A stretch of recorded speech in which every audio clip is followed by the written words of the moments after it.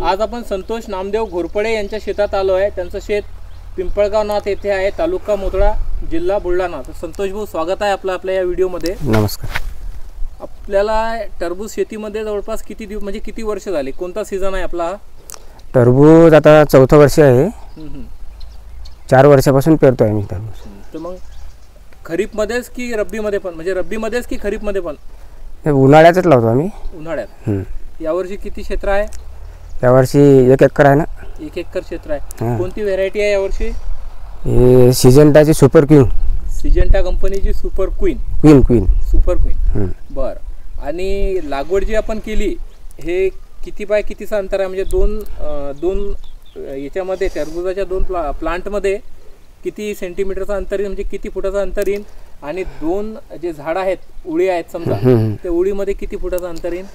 2 ओळीतलं अंतर हे 6 फुटाचं आहे आणि 2 टरबुजाच्या मधलं अंतर आहे हे 1.25 फुटाचं। 1.25 फुटाचं आहे। आपण आपलं हे 4थं वर्ष आहे। मागच्या 3 वर्षामध्ये हेच अंतर होतं की अंतरामध्ये आपण बदल करून पाहिला? नाही, आम्ही पहिले झिगझॅग मध्ये लावत होतो। बरं। आता यावर्षी मिरची असल्याच्यानं एक साईड मिरची आहे, एक साईड टरबूज आहे। असं आहे। मिरची 1.5 फुटावर आणि टरबूज 1.25 फुटावर आहे। 1.25 फुटावर आहे। हे टरबूज आणि मिरची हे दोन्ही एका सोबत घेण्याचा हे पहिलाच वर्षाचा प्रयोग आहे आपला, की यापूर्वी पण आपण करून? नाही, यावर्षी पहिल्यांदाच। मग याची आयडिया आपल्यालाच आली की आपण कोणाकडून मार्गदर्शन घेतलं? नाही, मागच्या वर्षी लावले होते ना, पाहिलं होतं मी, तर जमली होती मिरची मस्त। आपणच लावला होता का? नाही, दुसऱ्याला लावलं होतं गावामध्ये। बरं, मग ते सक्सेसफुल झालं? सक्सेस झालं। म्हणजे मिरची पण आणि टरबूज पण एकत्रित एका हंगामामध्ये शेतकरी घेऊ शकते? हो, बरोबर आहे। दोन्ही मल्चिंगवर आहे? मल्चिंगवर आहे। ठीक आहे। मल्चिंगला किती खर्च लागला मग एका एकरात? एका एकरात मल्चिंगला लागता 10,000 रुपये लागतात समजा। 10,000 रुपये पूर्ण, म्हणजे अथरास की फक्त माल आणायला? नाही, अथरास आहेत। बरं। किती मल्चिंग लागलं याच्यामध्ये? याच्यामध्ये 400 मीटरवाले 6 बंडल लागतात। 400 मीटरवाले 6 बंडल। 6 बंडल। मग हे मल्चिंगचं जे आपलं जे बंडल आहे हे किती फूट रुंद आहे याच्यात? हे 3.25 फूट रुंद येते आणि 400 मीटर लांब येते ती। त्याची लांबी 400 मीटर येते। हां। मग हे ट्रॅक्टरच्या साहाय्याने आथरलं की कसं? नाही, हे जे सरी आहे की नाही वरम, हा ट्रॅक्टरला काढला आणि जे पन्नी आथराचं काम आहे मजुराकडून करून घेतलं। म्हणजे मॅन्युअली करून घेतलं आपण? हां, मजुराकडून। 4थं वर्ष आहे। पहिले 3 वर्ष मल्चिंग मध्येच होते का? म्हणजे मल्चिंग मध्येच घेतलं? हो, मल्चिंग मध्येच। ठीक आहे। म्हणजे विदाऊट मल्चिंग, बिना मल्चिंगचं आपण आतापर्यंत घेतलंच नाही। आता मागच्या 3 वर्षाचा जर आपला अनुभव पाहिला आपण, तर कमीत कमी दर, ठोकचे भाव सांगत आहे मी, कमीत कमी दर आणि जास्तीत जास्त दर या पिकाला काय मिळताना आपण अनुभवलं? ते आम्ही तर 12 रुपयापर्यंत विकले समजा। 12 रुपये? 12 रुपयापर्यंत जास्तीत जास्त? जास्तीत जास्त। कमीत कमी? कमीत कमी 8 रुपये। 8 रुपये म्हणजे 8च्या खाली नाही मिळालं आपल्याला रब्बीमध्ये? नाही। आणि 12 पेक्षा जास्त नाही मिळालं? नाही मिळालं। पहिल्या वर्षी ज्यावेळी आपण हे लागवड केली होती, त्या वर्षी कोणाकडून घेतलं होतं मार्गदर्शन? पहिल्या वर्षी ते आमचे जामनेरकडे नातेवाईक आहे, ते लावत असतात। ते लावत होते, तिथे गेलो होतो, त्यांनी सांगितलं लावा तुम्ही, आम्ही सगळं तुम्हाला माहिती पुरवतो। मग आम्ही लावले त्याच्या म्हणल्याप्रमाणे। ते बऱ्याच वेळा काय होते, आपण शेतकऱ्यांना सांगतो की बा या पिकातही तुम्ही म्हणजे काय म्हणतो आपण त्याला, नशीब आजमावू शकता, परंतु त्यांचं धाडस होत नाही। तुम्ही ना ते धाडस करून त्या वर्षी लावलं, तर त्या वर्षीचं कसं राहिलं होतं उत्पादन? पहिल्या वर्षी चांगलं राहिलं होतं। बरं। किती टन निघाला होता माल? पहिल्या वर्षी 18-19 टन निघाला होता। 18-19 टन पहिल्या वर्षी? आणि त्या वर्षीचे काय दर होते? त्या वर्षी 10 रुपयाने दिला होता। 10 रुपयाने? कोणत्या महिन्यात लागवड झाली त्या वर्षी? पहिल्या वर्षी आम्ही जानेवारीमध्ये लागवड केली। जानेवारीमध्ये, म्हणजे याच महिन्यात? याच महिन्यात। आणि किती दिवसांनी निघाला होता प्लॉट, खाली झाला? तर आम्ही पहिल्या वर्षी बी लावली होती। बी लावलं होतं? हां, बी लावलं होतं। तर बी लावलं की 80-85 दिवस लागतात समजा लागवडीला का? म्हणजे आपण बी लावल्यानंतर जर्मिनेशन व्हायला किती टाइम घेते? 15 दिवस लागतात पूर्ण, एकाने बी निघाल समजा। एकाने बी निघालं 15 दिवस? म्हणजे रोप जर आणलं तर ते 15 दिवस आपले वाचतात, ते 15 दिवस आपले वाचतात। बरोबर आहे। त्या वर्षी, पहिल्या वर्षी आपण बियाणं आणलं, त्या वर्षी कोणती व्हेरायटी होती? पहिल्या वर्षी मॅक्स आणलं होतं आम्ही, BSFचं मॅक्स। बरोबर आहे। दुसऱ्या वर्षी कोणती व्हेरायटी होती? बदल केला का? नाही, दुसऱ्या वर्षी पण मॅक्स लावलं होतं। BSFचा मॅक्स व्हेरायटी त्यांनी सांगितली असं आपल्या, ते आम्हाला आवडली होती, परत मग आम्ही तीच लावली। मग दुसऱ्या वर्षीचं कसं उत्पादन राहिलं होतं? दुसऱ्या वर्षी थोडं कमी झालं होतं समजा, हां नाही क्षेत्र तेवढंच होतं पण जर्मिनेशन कमी झालं होतं. त्याच्यामुळे दुसऱ्या वर्षी पण आपण बीस लावलं होतं का? बीस लावलं होतं. ठीक आहे. त्या वर्षीचं उत्पादनाचा काय राहिला होता हिशोब, दर वगैरे? त्या वर्षी 8 रुपयाने विकला होता. दर कमी मिळाला? कमी मिळाले होते. मालही कमी. हा माल लेट झाला होता ना थोडा, म्हणजे 14-15 जानेवारीला लावलं गेलं ते. तर लेट झालं होतं, जर्मिनेशन बी लवकर झालं नाही तर प्लॉटच लेट झाला तो. बरं. मग त्या वर्षी आपला जो वर्ष दुसरा होता जवळपास पूर्ण प्लॉट किती दिवसात खाली झाला असं ते 80-85? हां 90 दिवसाच्या आत अंदाज होऊन जाते खाली समजा. तिसरं वर्ष म्हणजे मागचं वर्ष. हां त्या वर्षी व्हेरायटी मागच्या वर्षी आम्ही सिम्बा लावलं होतं सिजंटाचं. सिजंटाची सिम्बा होती. हां आणि मागच्या वर्षीचं काय राहिलं उत्पादन? मागच्या वर्षी 11.5 दिला होता. 11.5 रुपये किलो. हां हां. बरं. तर मागच्या वर्षी 2 लाखापर्यंत गेलतच मग मागचा पुढचा माल सगळं समजा टोटल आउटपुट. हो. बरं, मागचे पहिले 3 जर वर्ष पाहिले आपण हां तर एकंदरीत उत्पादन घेण्यासाठी जो खर्च लागते शेतकऱ्याला, खतावर म्हणा, फवारणीवर म्हणा, मजुरांवर म्हणा, हे खर्च कितीपर्यंत जाते ते अंदाजे? 60-70 हजारापर्यंत जातेच ते. 60-70 हां आखरीपर्यंत समजा एका एकराला. हां एका एकराला. पहिल्या 3 वर्षामध्ये जवळपास सारखा खर्च येते तिथपर्यंतच गेला. बरोबर आहे. यावर्षी पण आपण त्यांनी सांगितलं की त्यांनी सिजंटा कंपनीची सुपर क्वीन लावली, सुपर क्वीन नावाची व्हेरायटी लावलेली आहे. बरोबर आहे.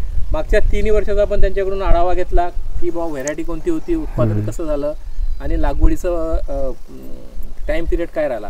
यावर्षी त्याची लागवड कधी झालेली आहे ही? यावर्षी डिसेंबर महिन्यात झाली आहे 9 तारखेला. डिसेंबर महिन्यामध्ये 9 तारखेला. हां बरोबर. तर जवळपास डिसेंबर महिन्यामध्ये आपण यावर्षी लागवड केली. 9 तारखेला आपली लागवड झाली आणि 40-41 दिवस आता प्लॉटला झाले असं. हो आता हा प्लॉट खाली व्हायला अजून 40 दिवस लागतील का? हो 40 दिवसाच्या अंदर निघून जाते. 40 दिवसाच्या अंदर निघून जाते. मी ना असं ऐकलं की जर थंडी जर नाही मिळाली याला तर याचं ड्युरेशन अजून कमी राहते, म्हणजे कमी वेळेमध्ये हे खाली. हो हो. तर थंडी असली तर आपल्याला टाइम पिरियड याचं लांबते. हा लांबते पिरियड. ऊन जर असलं समजा, उष्णता असली तर जरा लवकर येते ती. त्याला उष्णता पाहिजे. हा उष्णता पाहिजे. पाण्याची कसं रिक्वायरमेंट आहे याला? पाण्याची गरज कशी आहे? पाण्याची आता सुरुवातीला फार कमी पाणी लागते तिला. तरी किती तास मोटर चालू ठेवायला लागते ठिबकवर? ते सुरुवातले आपण ज्यावेळेस लागवड करतो ना त्यावेळेस 5-6 तास ते बेड पहिले भिजून घ्यावं लागतं लागवडीच्या अगोदर. आणि मग ते वापसा झाल्यावर दुसऱ्या दिवशी लागवड करणं पडते. लागवड केली त्यापासून 15 मिनटं 20 मिनटं असं फक्त तेवढंच पाणी द्यावं लागतं. हे पाणी आपण बी लावल्यावर देणं आहे आपल्याला की ते बाहेरून नर्सरीमधून प्लांट आणल्यावर?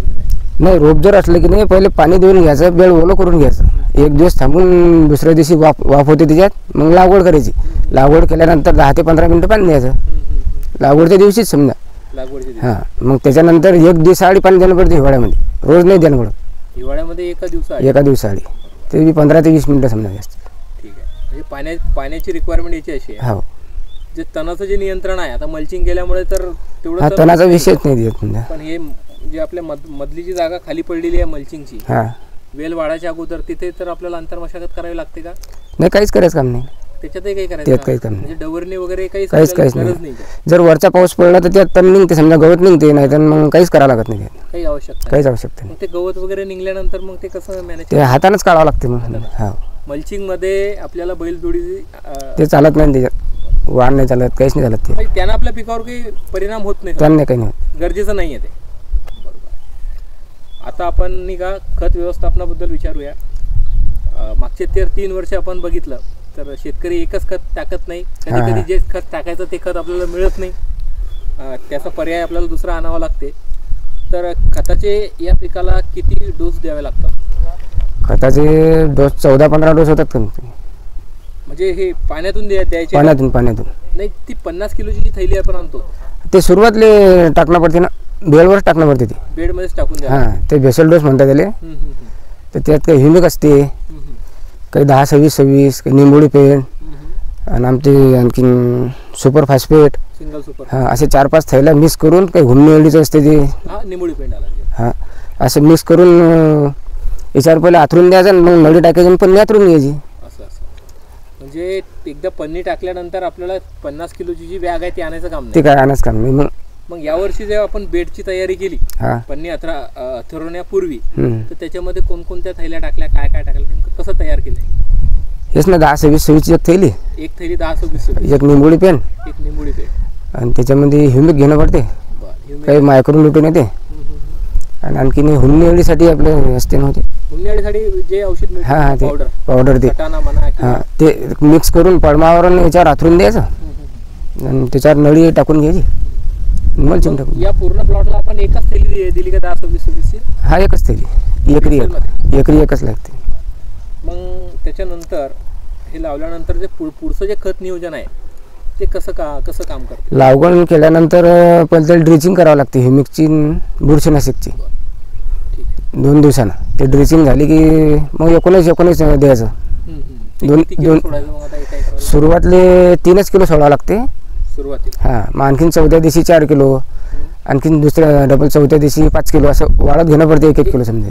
एक आपण अळवणी केली की एक ड्रिंचिंगचा आपण डोस दिला हां. त्याच्यानंतर 3 दिवस जाऊ द्यायचे. 3 दिवस जाऊ द्यायचे. त्याच्या 4थ्या दिवशी आपण पुढचा डोस घ्यायचा. पुढचा डोस जवळपास आता आपला हा प्लॉट 40 दिवसाचा झालाय हो तर याच्यामध्ये 8 ते 10 ड्रिंचिंग झाले असतील. झाले.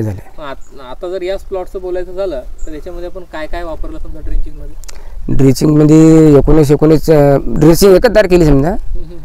सुरुवातले ह्युमिकन लगे बुरशीनाशकची बरोबर. आणि त्याच्यानंतर मग 19 दिलं 3 वेळा. 3 वेळा. हां 12-61 दिलं 3-4 वेळा. 3 किलो. हा ते वाढवणं पडते ना.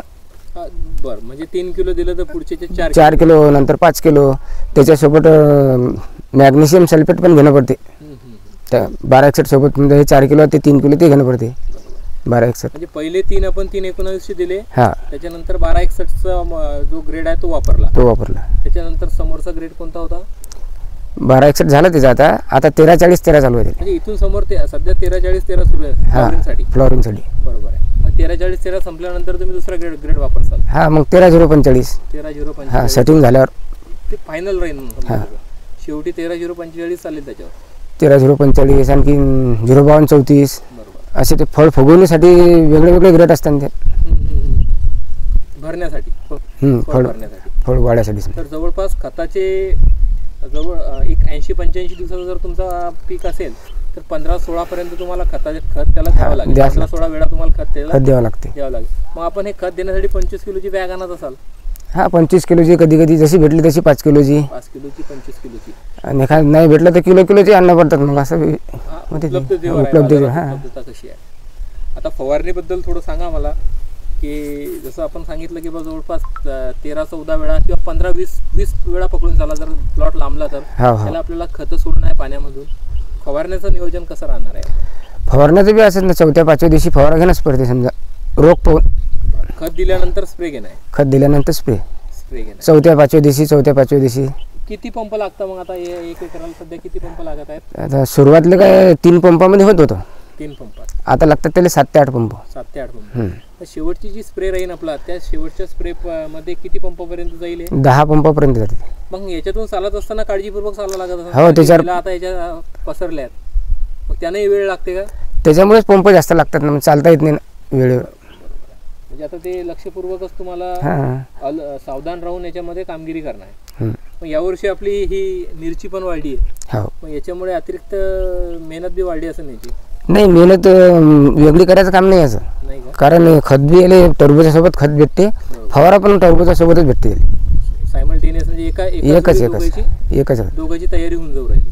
कोणकोणते अटॅक याच्यावर येत असतात?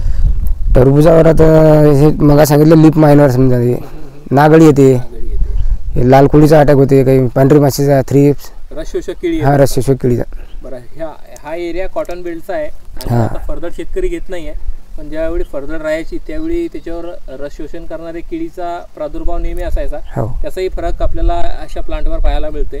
आणि या क्षेत्रामध्ये टरबूज सारखे क्रॉप जास्त करून शेतकरी घेत नाही आहे. नेमकं सुरुवात म्हणजे मोजके शेतकरी आहे जे करत आहेत. धाडस करून या क्षेत्रात ते उतरलेले आहेत.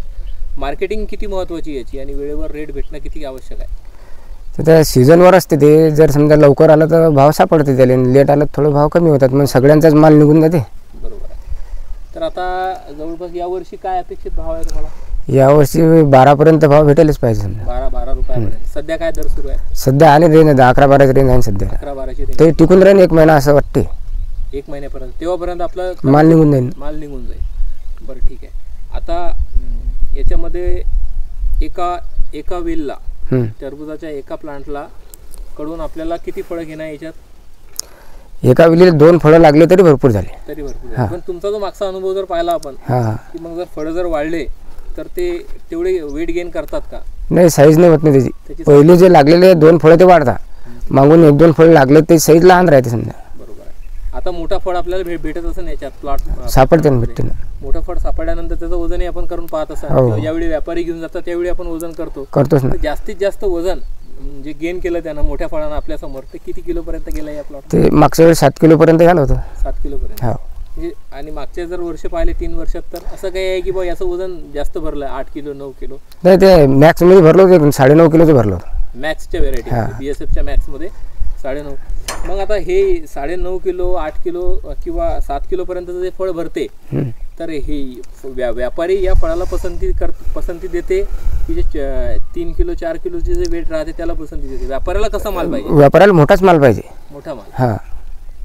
म्हणजे 2 किलोच्या वरचाच माल पाहिजे. 2 किलोचा खालचा माल ते घेत नाहीत. नाही, 2 किलोच्या वरचा. बरोबर आहे. 2 किलो पासून 10 किलो पर्यंत असलं तेले चालते.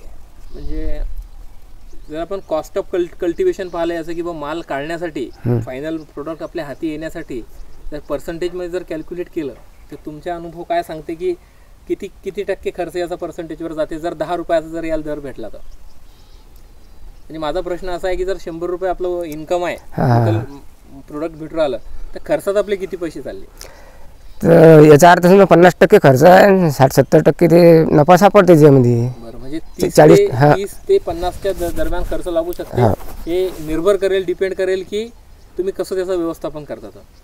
मी ना असं ऐकलंय की याचं एकदम काटेकोर नियोजन पाहिजे. एक दिवसही तुम्ही त्याच्यावर दुर्लक्ष करू शकत नाही. नाही तर त्याच्यामध्ये आपल्याला आज कसं दिसतंय तर उद्या कसं दिसायला ते सुरुवात होईल. हे खरं आहे का? बरोबर आहे ना. मग याचं नियोजन कसं करता तुम्ही? डेली याच्यामध्ये फेरफटका मारावा लागते का? असं चक्कर मारून पालक समजते की फवारा देणं पडते काय, मच्छर आहेत काय, मग फवारा द्यायचा. आता या आपण एकात्मिक कीड व्यवस्थापनाच्या दृष्टीने हे मक्षकारी लावले समजा, त्याच्यानंतर हे ट्रॅप लावलेले हे यानं आपल्याला फायदा होतो का? 100% फायदा होतो. शेतकऱ्यांनी ते लावायला पाहिजे. बरोबर. कारण याला जे चिपकलेलं असते ना हे मरूनच जाते, निघतच नाही. फवाऱ्यातून तरी आपण फवारताना काय होते की ते मच्छर बाहेर उडून जातात, 2 दिवसांनी परत येतात ते. बरोबर. हे असं लॉक झालं की मरूनच जाते ते मच्छर. मग ते तिथं द्यायची आपल्याला संख्या कमी करता येते. कमी होते. बरोबर आहे. मला एक विचारायचं आहे, आता तुम्ही टरबूजाबद्दल माहिती काढलीच असेल. कोणत्या सीझनमध्ये किंवा वर्षाच्या कोणत्या महिन्यामध्ये याला दर आपल्याला जास्त असतात बाजारात किंवा शेतकऱ्याला उत्पादन घेणाऱ्या शेतकऱ्याला जास्त दर मिळतात आपण पाहिलं? हे कसं असते, आता उन्हाळ्याची सुरुवात होते समजा फेब्रुवारीत जर लवकर माल निघला तर ते नवीन फळ असते, कोणी बी समजा महागाई असलं तरी घेते. आणि नंतर माल निघत राहिला की त्याचे भाव कमी होते. बाजारात त्याची संख्या जर वाढली उत्पादनही कमी होते ना. बरोबर, सरप्लस झाला त्याचा. तर शेतकरी बंधूंनो, हे संतोष घोरपडे आहेत. संतोष नामदेव घोरपडे. ते पिंपळगाव नात या गावचे रहिवासी आहेत. हे गाव मोतळा तालुक्यात येते, बुलढाणा जिल्ह्यामध्ये. आपण त्यांच्या प्लॉटला आज भेट दिली आहे आणि कशी ते टरबुजाची शेती करत आहेत, वॉटरमेलॉनची, ही माहिती त्यांच्याकडून मिळवायचा प्रयत्न केला. तुमचे काही प्रश्न असतील तर तुम्ही नक्की कमेंट बॉक्समध्ये विचारू शकता. त्या प्रश्नांचं म्हणजे तुमच्या शंकांचं समाधान करायचा प्रयत्न आपण करूया. तर संतोष भाऊ, तुम्ही वेळात वेळ काढून आम्हाला वेळ दिला त्याच्यासाठी तुमचे खूप खूप आभार. धन्यवाद. नमस्कार. धन्यवाद.